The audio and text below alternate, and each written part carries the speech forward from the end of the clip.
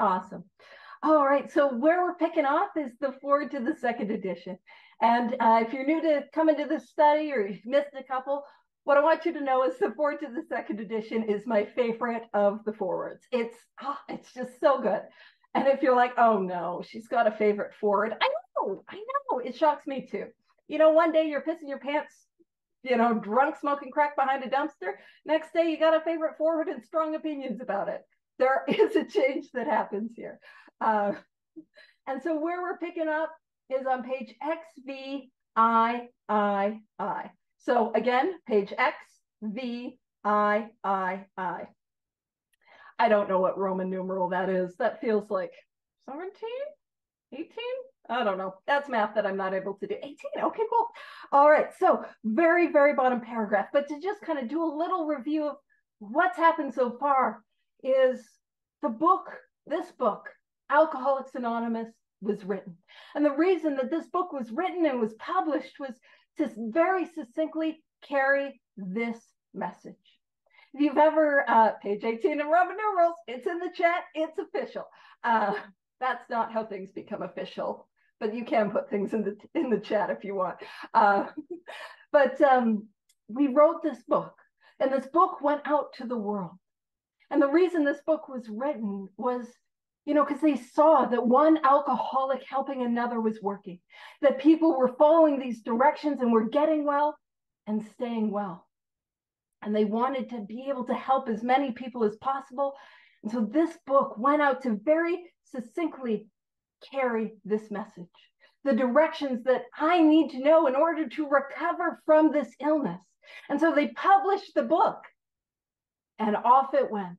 And so on the top of the page, what we talk about is how it grew and got publicity, how people started to hear about the Fellowship Alcoholics Anonymous, how people began to hear about this book. And it's talking about how, it was reviewed by this clergyman, it was reviewed by our guy, Jack Alexander, in the whole Jack Alexander article. I'm just doing a summary, so that's why I feel like, tell me more. We covered it last week. But in that Jack Alexander article, the message that was carried was one that there is something here that works. And the more people who heard about this became open and began to purchase this book. And what happened in this period of time is in only like 2.5 years, the membership of Alcoholics Anonymous went from about 80 members to 8,000. And what I always like to imagine is, imagine going to your home group, right? And sitting in your home group's business meeting. You should be in the business meeting if it's your home group. I'm not going to tell you what to do, but probably a good place to be if it's your home group. And imagine you got something like, let's say, probably not 80 home group members, but let's say you got something like 10 home group members. To go from 10 to 20 home group members to 2,000 home group members in just a matter of 2.5 years. Could you imagine the growth and how it grew so quickly, or a sign that it grew so quickly is that there was something effective here. See, it's not going to grow if people aren't getting well and staying well. People are going to come and people are going to go. That mushrooming process, which was in full swing, that wouldn't have continued. Yeah, Scott says, I wouldn't be taking on the coffee commitment if it wasn't working, right? If people weren't staying sober. And just for those that have gotten sober in the last 20, 30 years, you can get sober if there aren't ashtrays to clean. It's called working the steps and having a spiritual experience. Just when I got here, there were old timers that like, how do you get sober without ashtrays to clean? I hear you. It's a good way to be of service, but we got something a little bit stronger than those ashtrays, and I hear they were quite difficult to get clean. So it grew, and imagine, and maybe you guys have a really loving, gentle, easygoing home group where everyone gets along and there's no fights about anything. If so, what home group is that? Tell me more. I'm just kidding. But you can imagine that growth of how, and I love just kind of using it as metaphors. Imagine being in that group and watching that change and how we might show up and the challenges we might struggle. And that's where we're picking up today at the bottom of page XVII. Our society then entered a fearsome and exciting adolescent period. That's the teenage years. Now, anyone here who is not currently a teenager has survived those exciting and fearsome adolescent period. And God bless anyone who here is a parent who is trying to raise children through that exciting and fearsome adolescent period. I think it's safe to say it's a bit of a tough period, you know? A lot of challenges, a lot of disagreements, a lot of arguments. That happened for Alcoholics Anonymous as well. So don't you worry if you're kind of a burnt out parent with a teenager. It's probably part of the process. At least it was for AA. And so it said the test that it faced was this. Could these large numbers of erstwhile erratic alcoholics successfully meet and work together? Erstwhile is very sincere. You know, those sincere, like we mean the best, we want the best.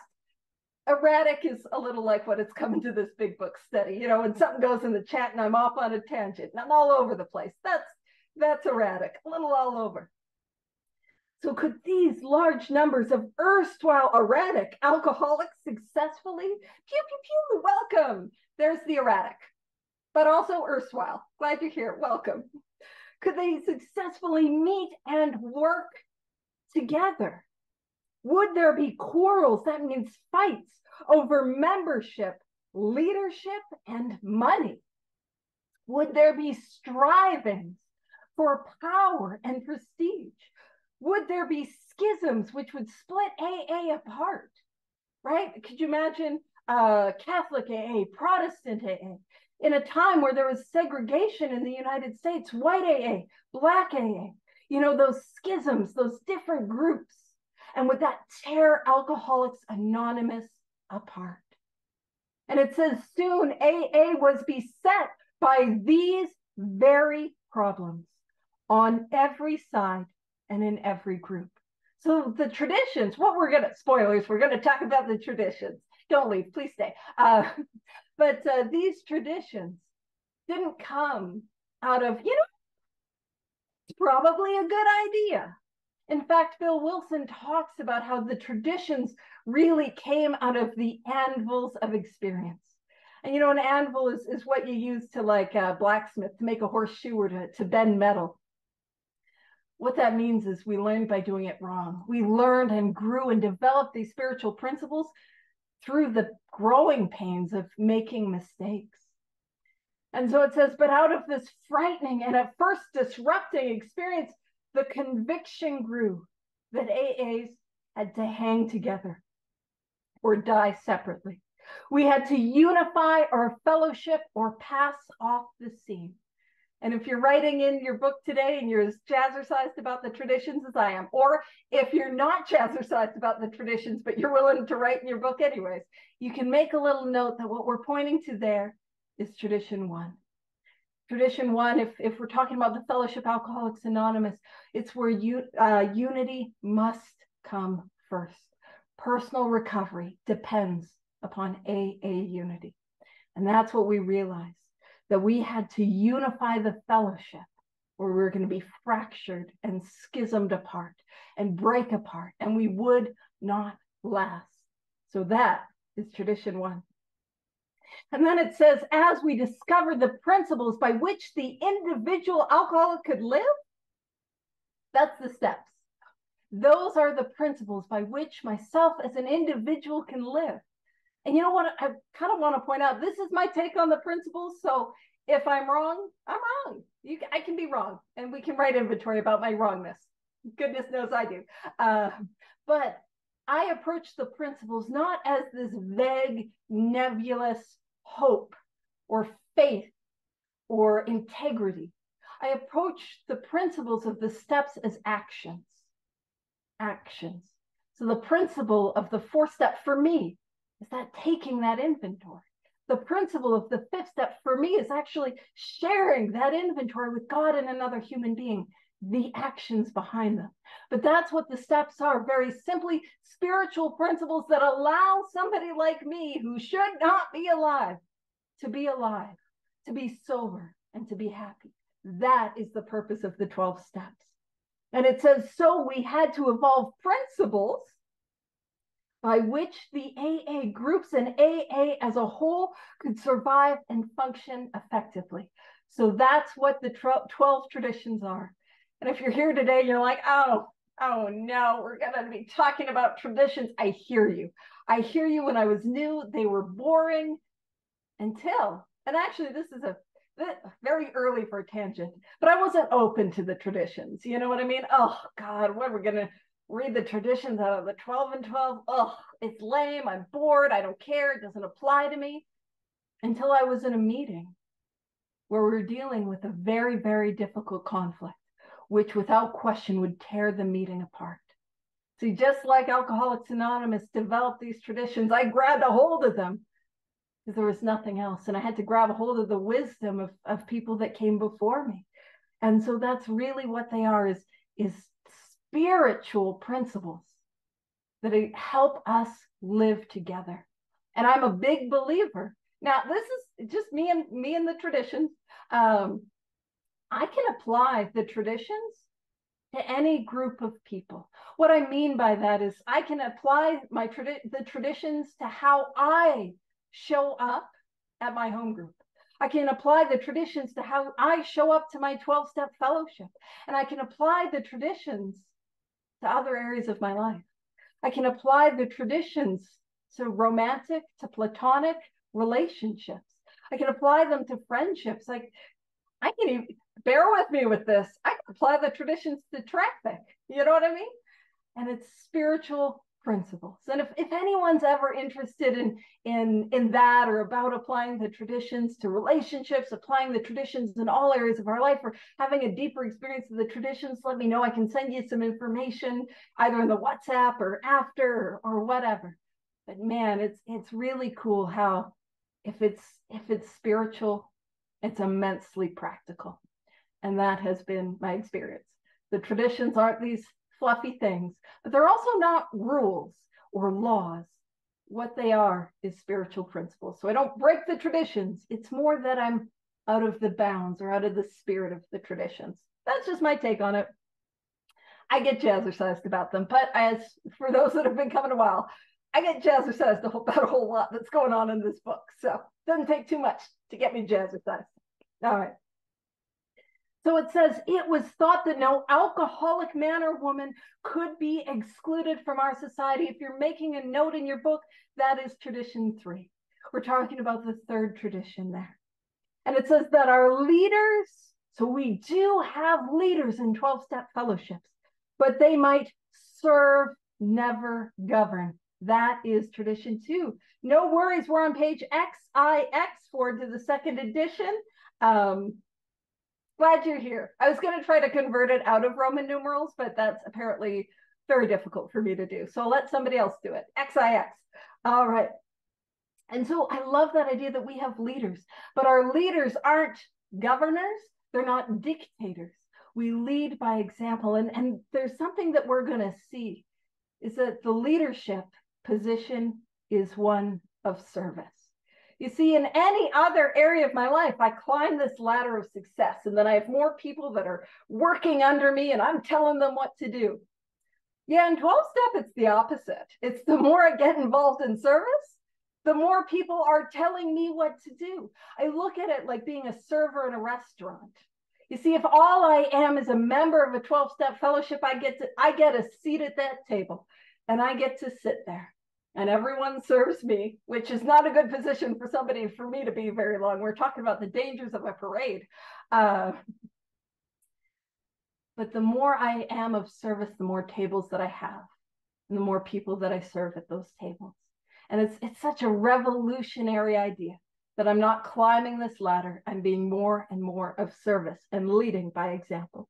And it says that each group was to be autonomous, Autonomous has, what we're talking about there is that freedom to make decisions. Each group has the freedom to run itself how it feels to do so. Now, the fourth tradition is not an excuse to trample on the other ones. If a contradiction exists, we're not in line with the tradition. So, and there was to be no professional class of therapy. That is tradition 8, that lack of professionalism. And thank goodness, because I don't know about you, but I could probably not afford the bill, for my sponsor. And I know when I sit down with my sponsees, we go hard. We're going in, we're working this thing every single day. And they'd be like, excuse me, Paige, I think you want to meet every single day so that you can line your pocketbooks, that would take away from the like really honest spirit of service that we have here. And Rob was saying the highest level you can get in AA is sober. Yeah. And then it goes on to say there were to be no fees or dues. Our expenses were to be met by our own voluntary contributions. That's tradition 7. And when we talk about tradition 7, what we're talking about is any other organization. There's annual membership dues. There's fees. You go to a gym, you got to pay that. But here, if you want to contribute to your 12-step fellowship, you can if you are a member. That's and nobody will make you. No one's keeping an eye on the basket as it goes around. And a little thing is, if you tap the bottom of the basket, there's coins in there. It'll sound like you put money in. That's not an honest hack. Just what I remember from years ago. All right. And it says there was to be the least possible organization. That is tradition 9. And it's one of those things, we come to the meeting and it's running a little late, or the pamphlets aren't put out, or the coffee is not made, and we all say, we ought not be organized. That's not what it means. Yes, keep saying it if you want, but that's not what it means. What we're talking about is that structure, that hierarchical structure that we're just describing. There's not a CEO, there's not a CFO, there's not managers, there's not middle managers, there's not employees. It's the opposite. I show up and I'm a member, and everyone else shows up in service. That's what it is. So even in our service centers, it says our public relations were to be based upon attraction rather than promotion. So at that public level, we're just saying that whatever fellowship I'm a part of exists. It was decided that all members ought to be anonymous at the level of press, radio, TV, and films. And those 2 sentences are tradition 11. And then it says, and in no circumstances, it's a hard no on that one, should we give endorsements, make alliances? So that's going to be tradition 6, or enter into public controversies. That's tradition 10. And it says this was the substance of AA's 12 traditions, which are stated in full on page 561 of this book. And on page 561, you'll get the long form. On 562, you'll get the short form. That's right. Not only is there a long form, there's a short form. Exciting. I know everyone's riveted. Also, a fun fact that I don't get to share very often is that the long form of tradition 2 is actually shorter than the short form. So you just take that to your home group meeting, you wow them with that fun fact. You'll best friends with everyone. Everyone loves those. All right. It says, though none of these principles, and that's what they are, spiritual principles, had the force of rules or laws, they became so widely accepted by 1950 that they were confirmed by our first international conference held at Cleveland. And we were talking a little about this before the meeting. Bill Wilson had to try to do a lot to sell the fellowship on the traditions. And he'd write these great fine articles, which are so interesting. And yeah, it was 1950 in Cleveland, the first international conference, which I love because it kind of tells us, if I were to guess, this is not based on any actual historical information. They were probably fighting about whether it should be in New York or whether it should be in Akron. And they were like fighting, had to settle for the middle ground, which was Cleveland. So I don't know if that's true, but sounds good. So I'll keep saying it. All right. And it says today, the remarkable unity, again, tradition 1, is one of the greatest assets that our society has. And it's always important to remember whatever fellowship I go to, what are we united around? Well, what we are united around is our primary purpose, our fifth tradition. We're not just hanging out together. It's not just a social club, but we're hanging around. We're united around our primary purpose. And it says, while the internal difficulties of our adolescent period were being ironed out, and then there are probably some people here who are like, iron in the adolescent period? I couldn't get them to iron. Heck, I don't iron now. I'm in my mid-30s. I won't do it. But as those difficulties were being ironed out, public acceptance of AA grew by leaps and bounds. And here is why. It says, for there were two principal reasons. The large numbers of recoveries. People were getting well and staying well, and reunited homes.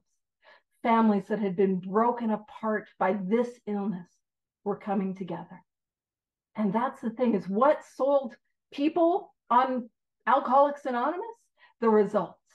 The results. Not that they were good ideas, not that we agree with what's in the book, but the results. The results speak for themselves. And it says these made their impressions everywhere. And now we're going to get to one of my favorite parts is we're going to do some more math. And some of you are like, girl, you can't do Roman numerals. You're going to do math? Yeah, it's easy math. Don't you worry. Math. Woo! I've sold no one on the 4th to the 2nd edition. Woo! All right. So it says, of alcoholics who came to AA and really tried. Now, we're going to come back to really try, because that might not seem like something we can quantify, but it's going to be far more quantifiable than it seems. Like we can put a value to it when it seems like, how do we know if people have tried? So of alcoholics who came to AA and really tried, 50% got sober at once and remained that way. Off the bat, 50% success rate.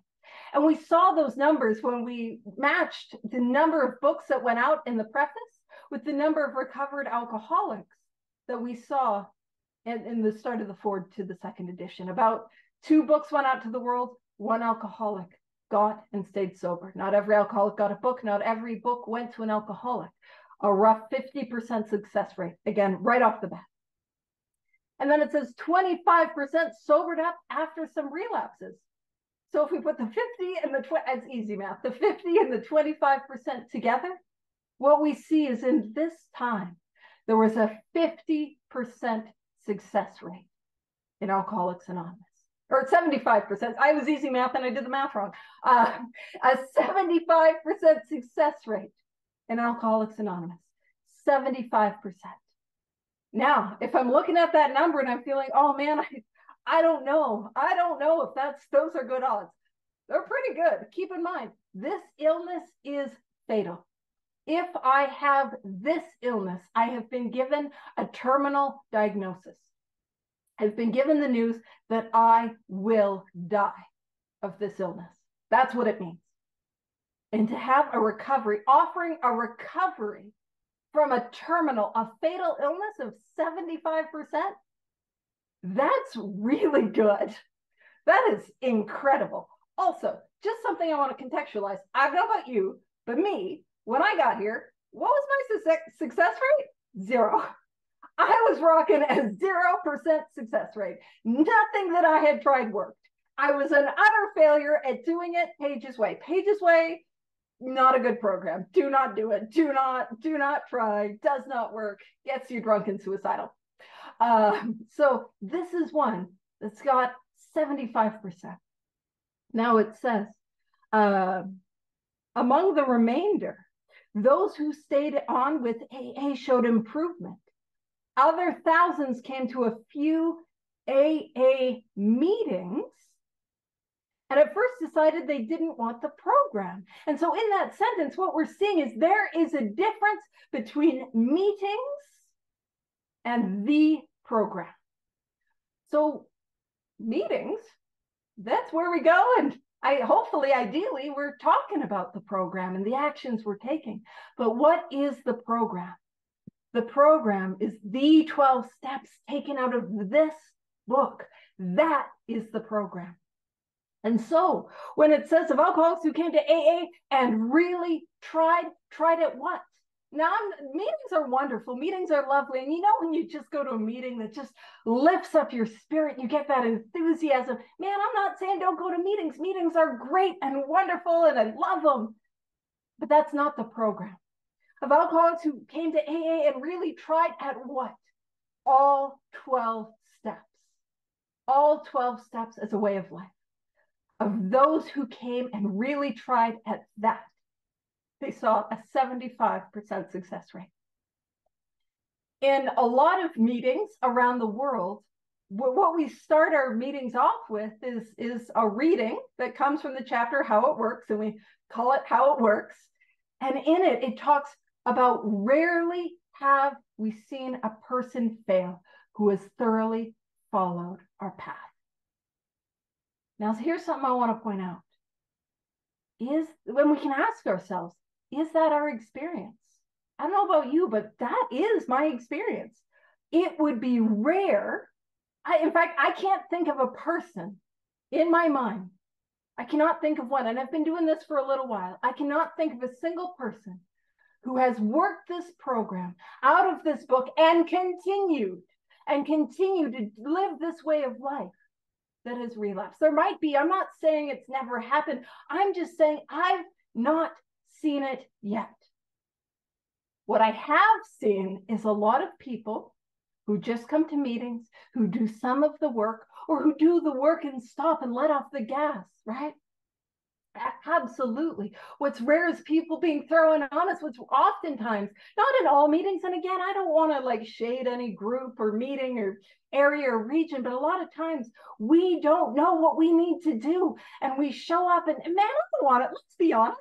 Those steps, they do not look appealing if I got other options. You know what I mean? If I'm not dying from this thing, I don't want to do that. I'd rather hang out with you guys and drink the coffee. And I hear there's not ashtrays for me to clean, so that's delightful. I'd rather do that. And so I'm not even judging or shaming or anything. Anyone who's not done that or has fought that or is scared of that, I still get that. But that's where I see those high numbers of relapses. I don't see it in people who are all in doing this work and continuing to do this work.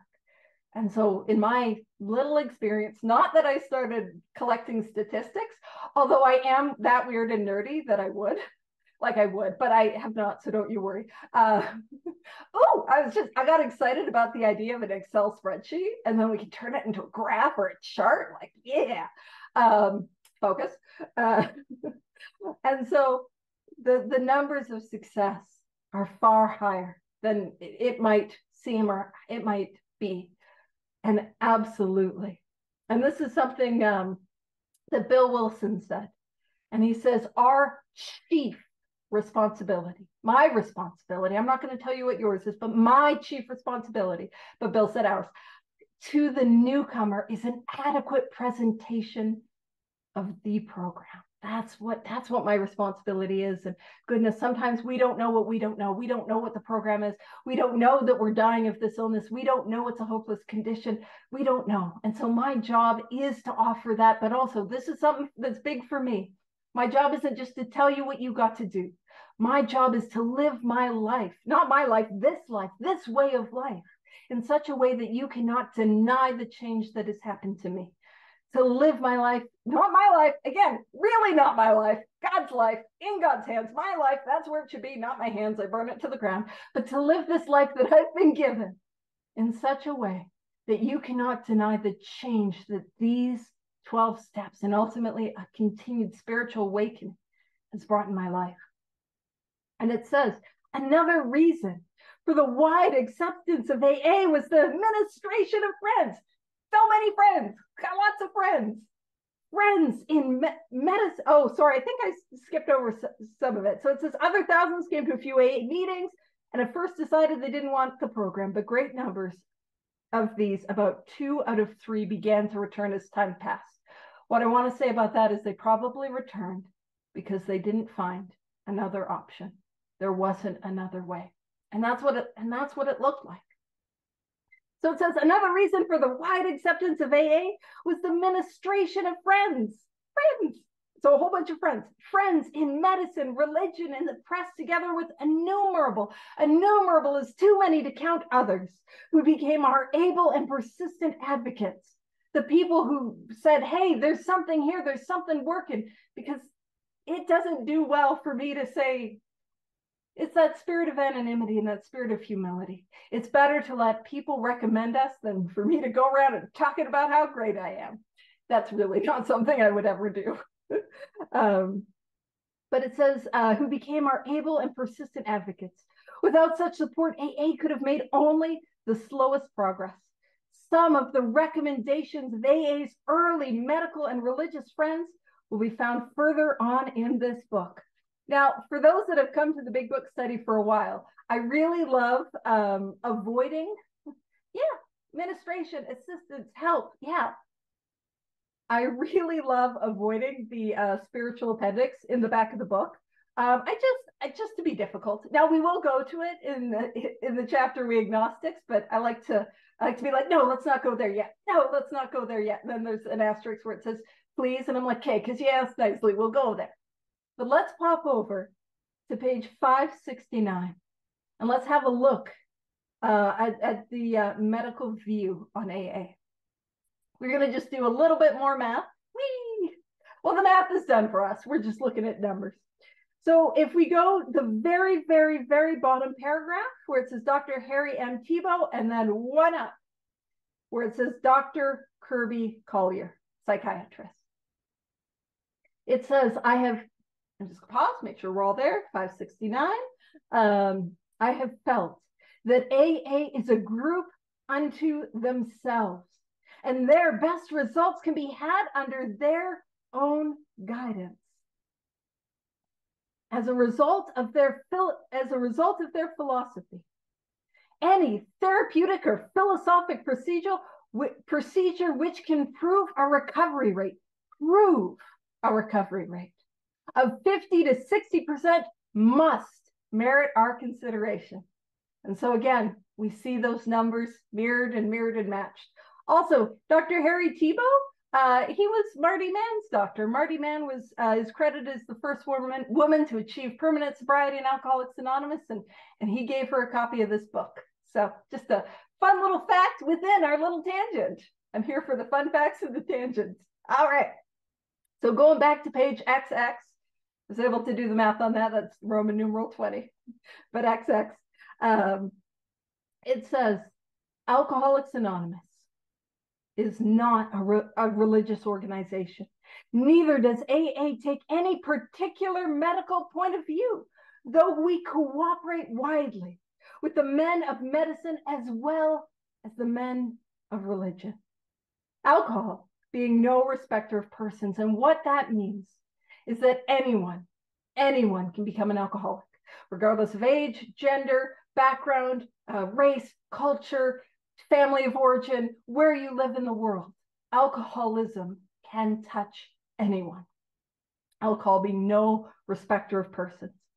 It says, we are an accurate cross-section of America, and in distant lands, the same democratic evening up process is now going on. What that means is, by that same token, anyone, regardless of age, gender, race, culture, wherever you live in the world, family of origin, wealth, whatever, can recover. That's that same democratic evening up process. And there's a message of hope there. And it says, by personal religious affiliation, we include Catholics, Protestants, Jews, Hindus, and a sprinkling of Muslims and Buddhists. More than 15% of us are women. What I want to just remind us is this is the 4 to the 2nd edition. So it was published in 1955. And those numbers are probably not great, today. But in 1955, that's not bad. That's not bad. That's pretty diverse in a time when, it was just starting to spread. And it says, at present, our membership is pyramiding at the rate of about 20% a year. So it's growing at 20% each year. Again, a sign that there is an answer here. And it says, so far upon the total problem of several million actual and potential alcoholics in the world. Now, anytime I saw the word potential alcoholic when I first got here, I would be like, that's me. I'm not as bad as you guys. I'm a potential alcoholic. Only time in my life I ever thought I had potential, by the way, is right there. There it is. Got potential alcoholic. Now I'm an alcoholic. I was just in a little bit of fighting, having to do the stuff I didn't want to do, you know? And it says, we've made only a scratch.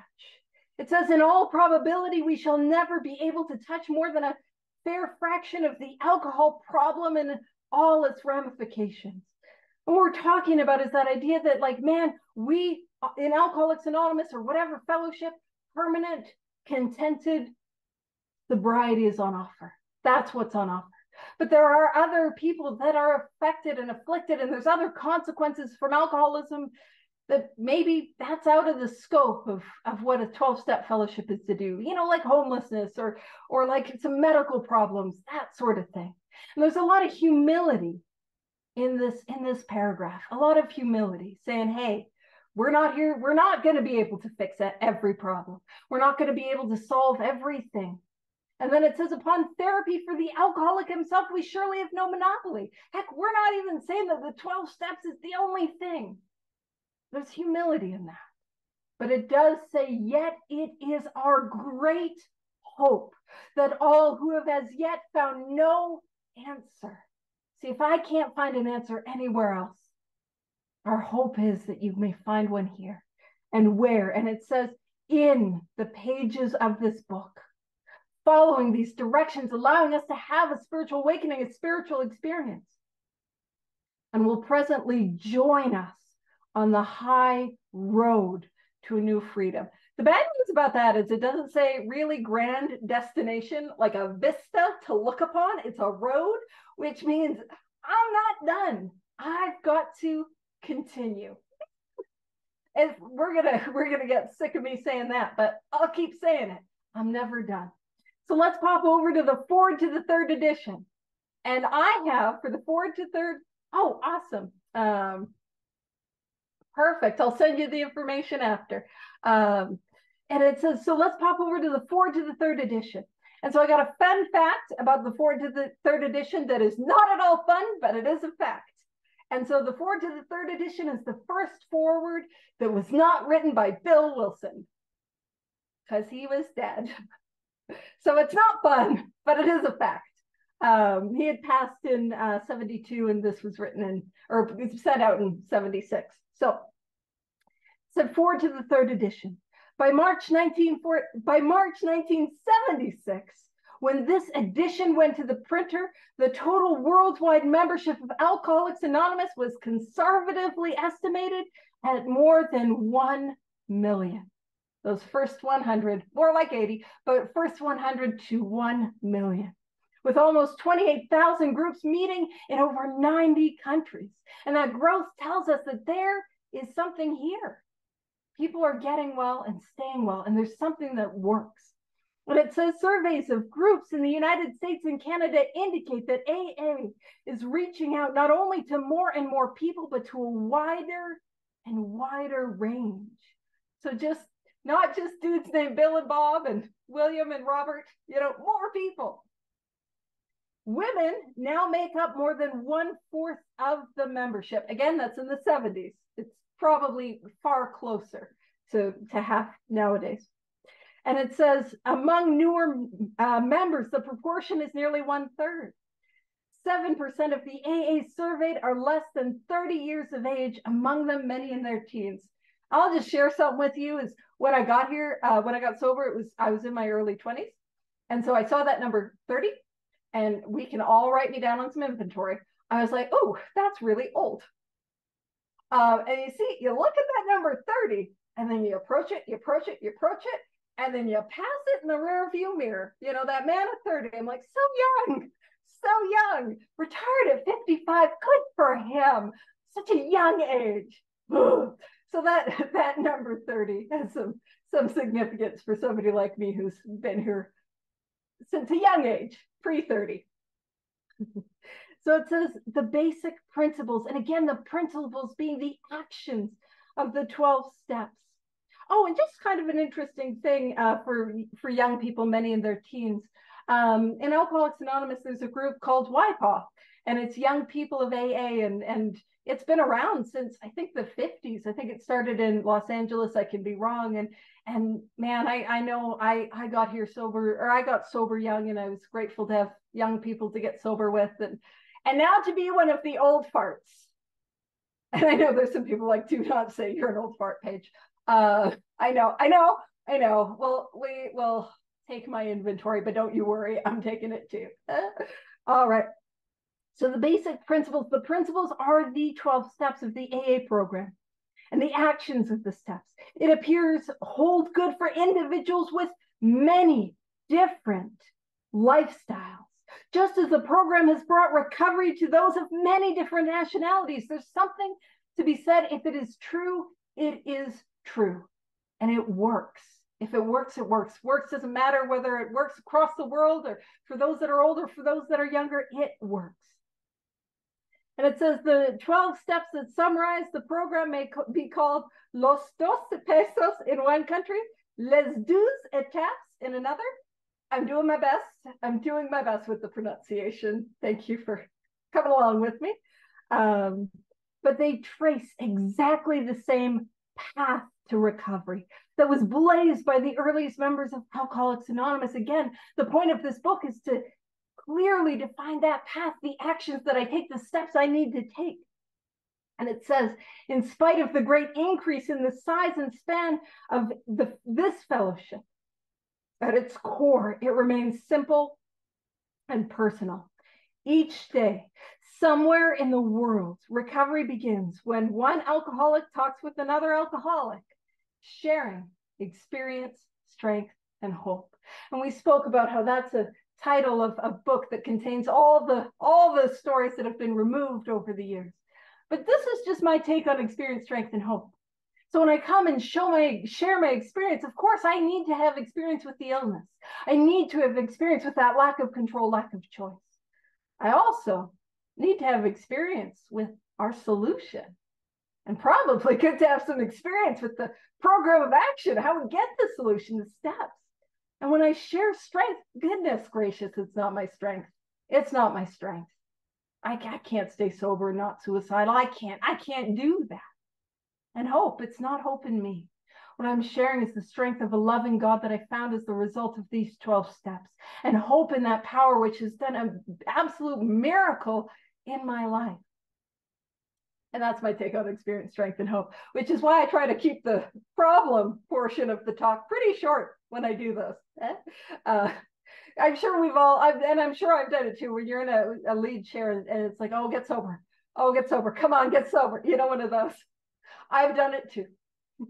All right, so forward to the 4th edition. So this is the forward, goes out, 4th edition, 2001. So this 4th edition of Alcoholics Anonymous, again, Alcoholics Anonymous is the title of this book. It says it came off the press in November 2001 at the start of a new millennium. Since the 3rd edition was published in 1976, worldwide membership of AA has just about doubled to an estimated 2 million or more, with nearly 100,800 groups meeting in approximately 150 countries around the world. Literature has played a major role in AA's growth. And a striking phenomenon of the past quarter century, 25 years, has been the explosion of translations of our basic literature into many languages and dialects. I'm just off on a quick tangent. That's been one of the coolest things about Zoom for me, is being able to travel to different countries and to easily hear the message in different languages. And I got the privilege a couple of times to speak at a couple meetings in Iran, and I spoke with the translator, and it's a whole different type of speaking, because you got to speak for a sentence and then wait. And I'm sure those who have been coming to the study, or even if you're here today for the first time, welcome, so glad you're here. I'm a translator's worst nightmare. I talk really fast, I go on tangents, I use a lot of metaphors, I get going and I get real excited. So God bless the people that were doing the translating for me, but I had a lovely experience. And it says, in country after country where the AA seed was planted, it has taken root slowly at first, then growing by leaps and bounds when literature has become available. Currently, Alcoholics Anonymous, this book, Alcoholics Anonymous, has been translated into 43 languages. And so how I like to explain that paragraph, and we can throw it in the chat. If there is any country in the world that I love asking sponsees this because I love geography because I'm fun. But if there is any country in the world that you would want to travel to, throw it in the chat.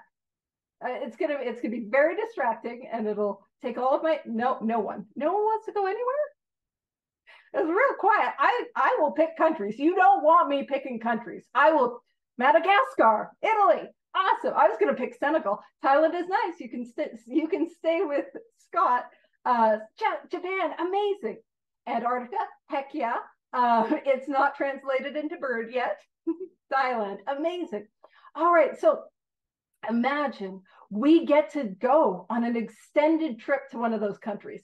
A really long trip. I don't mean like a couple weeks. I mean, let's say we get to spend 6 months.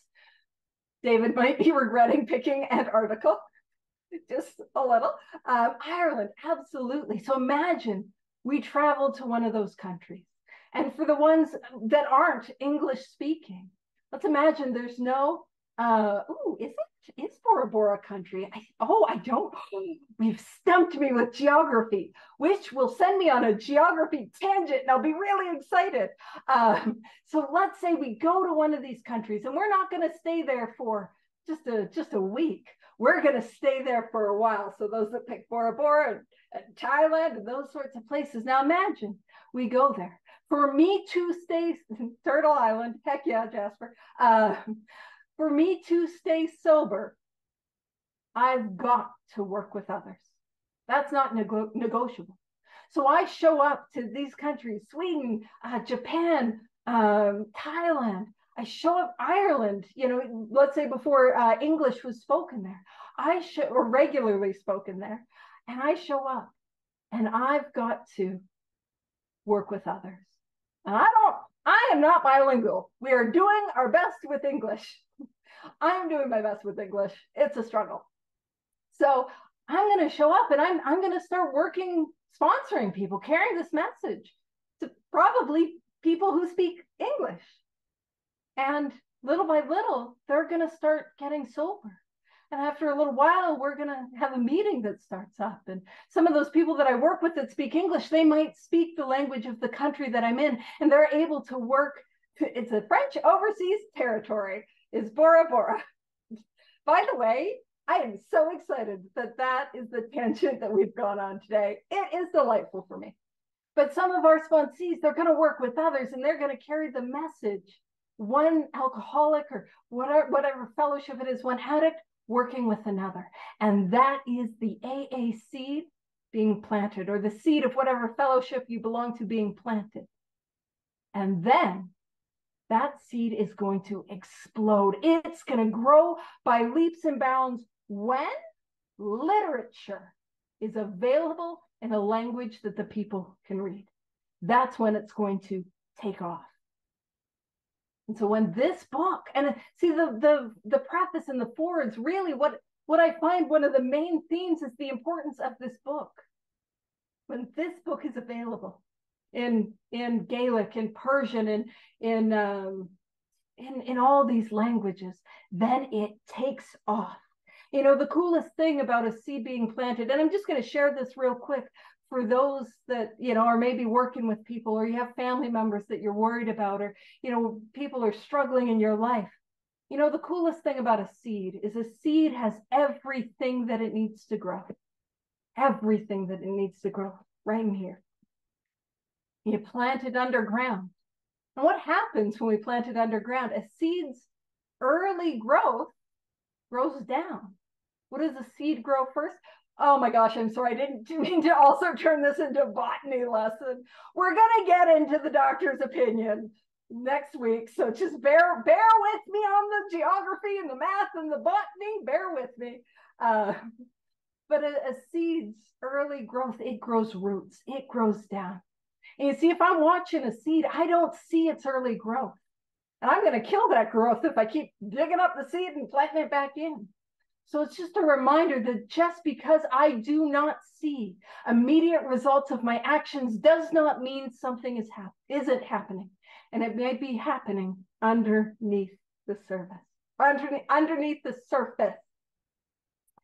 And it says, as the message of recovery has reached larger numbers of people, it has also touched the lives of a vastly greater variety of suffering alcoholics.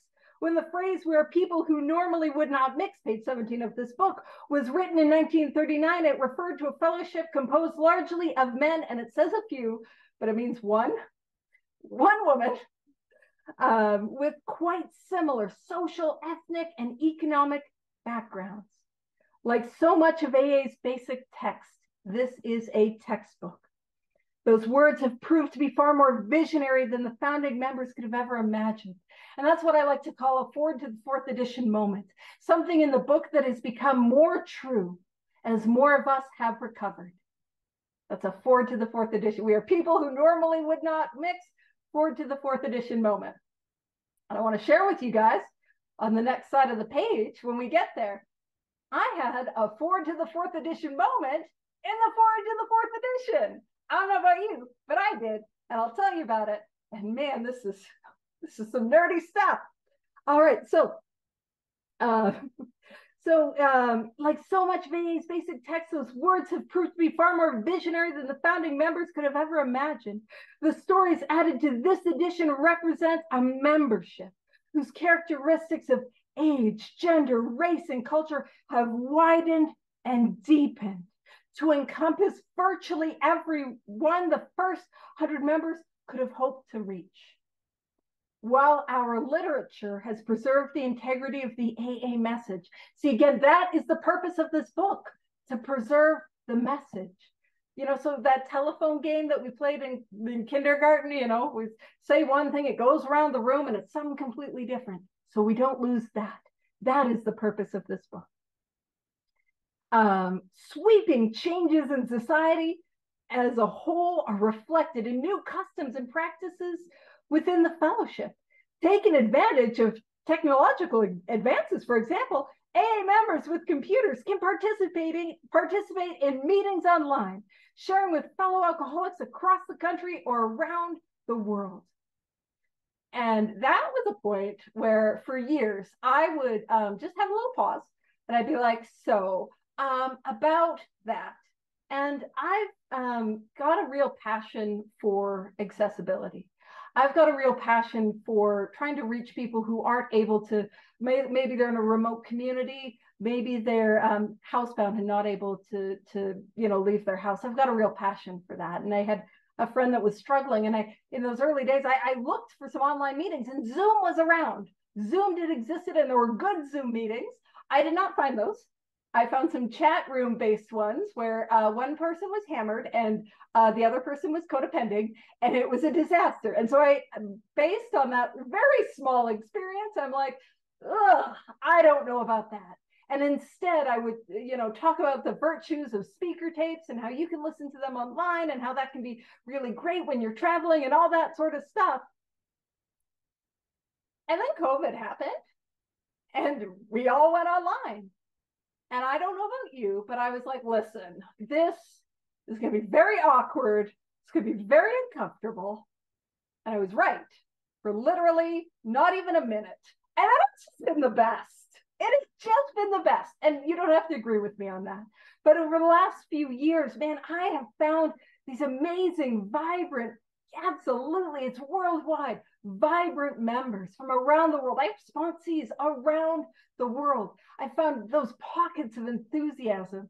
I go to these meetings that are just lit up and excited. And man, I mean, we would not be in this meeting if it wasn't for Zoom. And around the world, the ability to connect, to recover, and to find that enthusiasm for this solution. So I was wrong, as I tend to be. And man, Zoom is great. I just love it. And it says, in any meeting anywhere, AAs share experience, strength, and hope with each other in order to stay sober and help other alcoholics. Modem to modem, or face to face, AAs speak the language of the heart in all its power and simplicity. So that takes us to the hour. Thank you for the opportunity. Yeah, modem to modem, keep logging on. Yeah, and we'll see you next week. I'll stop the recording and we'll wrap it up with a prayer.